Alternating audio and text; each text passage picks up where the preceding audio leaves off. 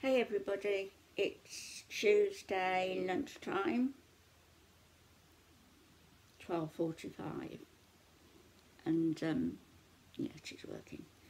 12:45, and I want to come on and give you a little bit of info about what went on at the hospital yesterday. Apparently there's more things that have been picked up on the x-ray than I envisaged. So I suppose it's a good thing, isn't it? Because things have been identified now so they can be addressed. But that's not what this video is about. That's what I will do in my next one in a bit. I wanted to come on, and I suppose this is a warning to Chantal, a cautionary tale, shall we say. When I worked in the Middle East, back in, well, I left just after the Gulf War started, so it's a long time ago. So I'm going to give you a bit of a story about that. But first of all, Chantal, ask yourself some questions. Starting with, does Nader respect you? Does he love you as Pete loves you unconditionally? Have you been introduced to any members of his family? Yeah, I know they're in Egypt. I know that. But I'm sure he Skypes with them or whatever else he does to keep in touch. Have you spoken to them?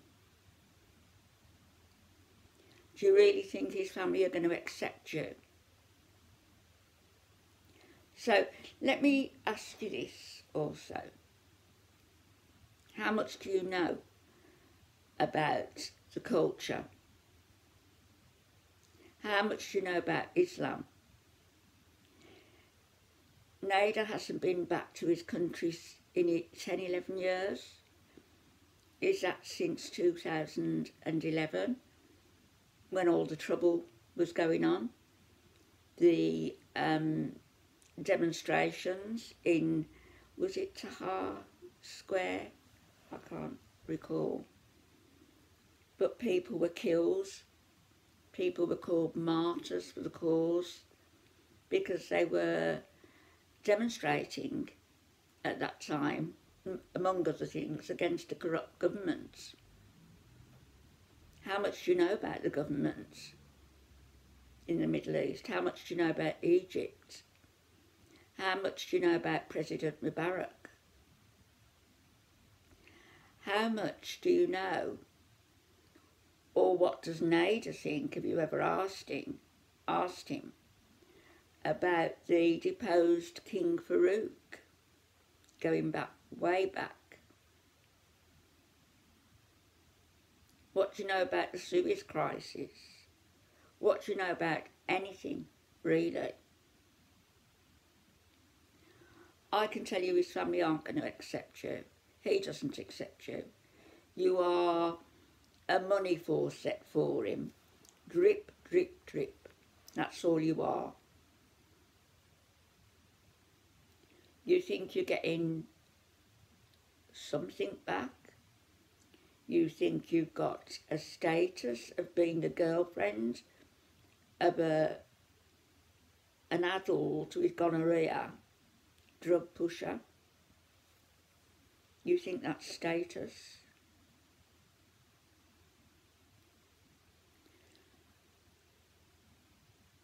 I'll tell you a story about my time in the Middle East and a girl I knew. And the parallels with yourself, Chantal, are incredible, really. She was a big girl, you know, almost as big as you, and not as attractive as you, because she didn't bother with herself, but she was an extremely intelligent woman. And when I tell you this story, you'll wonder how I can say that she was intelligent. And if you think that, maybe you should think about how you can call yourself intelligent. We used to know the status of women working in this compound, a big Saudi American oil company, very progressive. And we knew by the colour of our skirts, the hierarchy. The lower downs wore green skirt, the higher up wore a brown skirt and our own blouses. That's how we knew. I worked for a prince. She worked for, I don't know, she was in government relations. I don't know who she worked for. But anyway, she was seeing this Saudi man, and she had a ring on her finger, but it was a ring she bought for herself.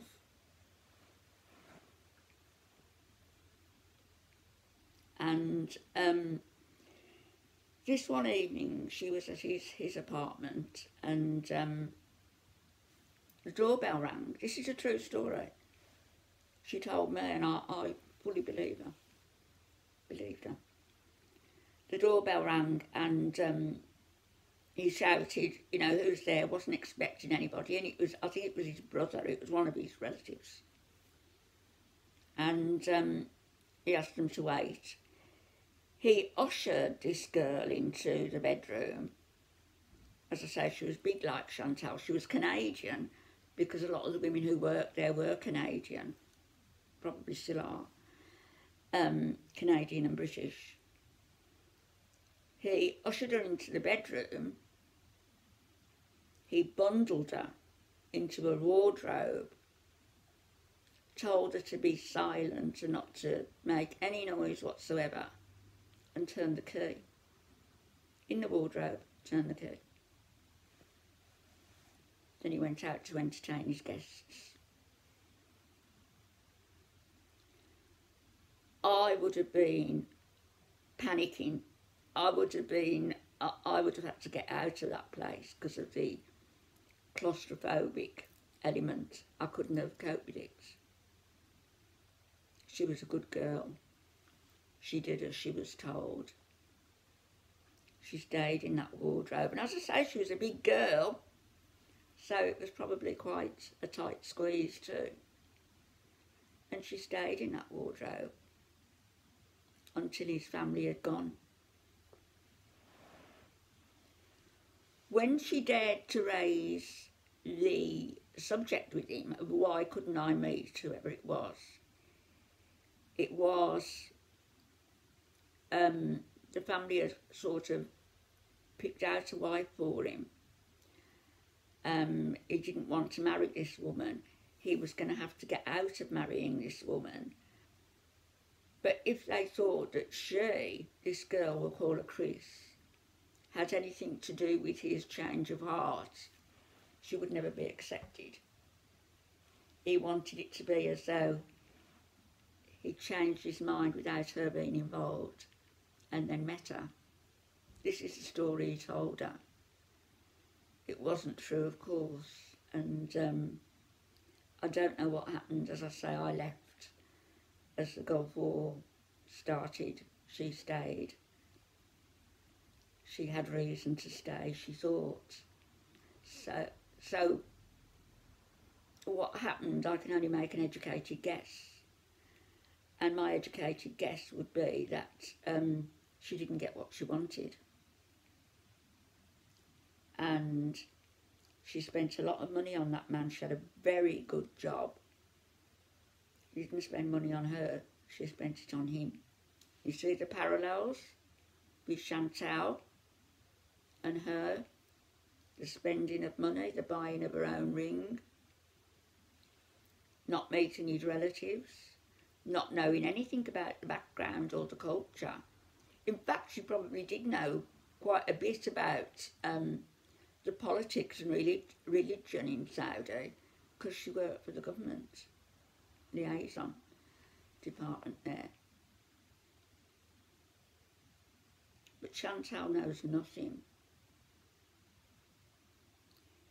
You need to ask Nader all about these things, about the demonstrations in 2011, about President Mubarak, about King Farouk, about the martyrs, about his criminal background, about his family, about whether a wife has been identified for him, about whether next time he Skypes you can speak to his family, whether you can speak to them privately,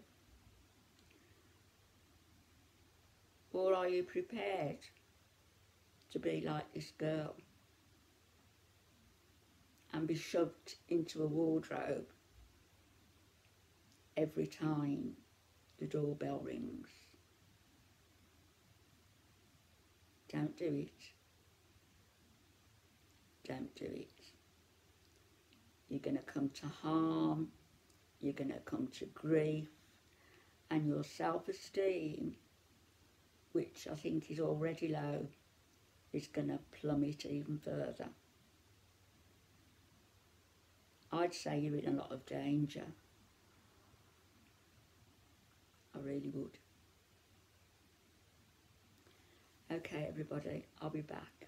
Come back on and chat about my hospital visits and whether they're going to be opening me up again under the scalpel. I'll be back in a bit. Bye-bye.